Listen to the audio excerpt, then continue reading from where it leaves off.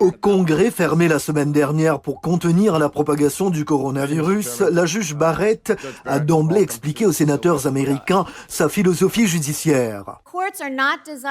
Les tribunaux ne sont pas conçus pour résoudre tous les problèmes ou corriger tous les torts dans notre vie publique. Les décisions politiques et les jugements de valeur du gouvernement doivent être pris par les branches politiques élues par le peuple et redevables au peuple. Le public ne devrait pas s'attendre à ce que les tribunaux fassent cela et les tribunaux ne devraient pas le faire. Le chef de la majorité au Sénat, Mitch McConnell, a une faible marge de manœuvre pour pourvoir le poste laissé vacant après le décès de la juge Ruth Bader Ginsburg le mois dernier et confirmer la candidate du président Donald Trump avant le scrutin du 3 novembre. Pour Kamala Harris, la candidate démocrate à la vice-présidence, également membre de la commission judiciaire, le processus va à l'encontre de la volonté des électeurs américains. Une nette majorité d'Américains veut que celui qui remporte cette élection remplisse le siège.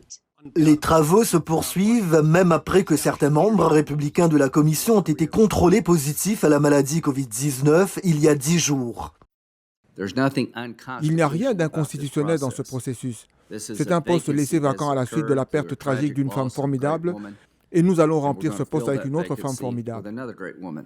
Pour les démocrates, le président Trump veut dépêcher la juge Barrett à la Cour suprême en raison de 2 cas à venir le mois prochain. Le président Trump a clairement indiqué qu'il souhaiterait une autre de ces personnes nommées à la Cour suprême avant les élections, car il prévoit des contestations judiciaires liées au scrutin, en particulier au vote par correspondance, qu'il a attaqué plusieurs reprises sans aucune raison. Le président Trump a indiqué qu'il serait parfaitement heureux qu'une élection serrée soit décidée par une Cour suprême à majorité conservatrice de 6 contre 3, plutôt que par les votes du peuple américain. Et une semaine après le scrutin, la Cour suprême entendra un cas important lié à la loi sur l'assurance santé de l'administration Obama.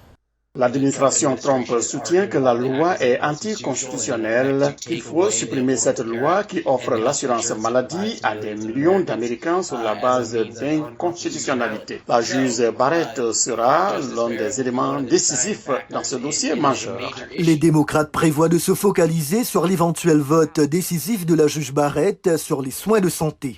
La couverture des soins de santé pour des millions d'Américains est en jeu avec cette nomination.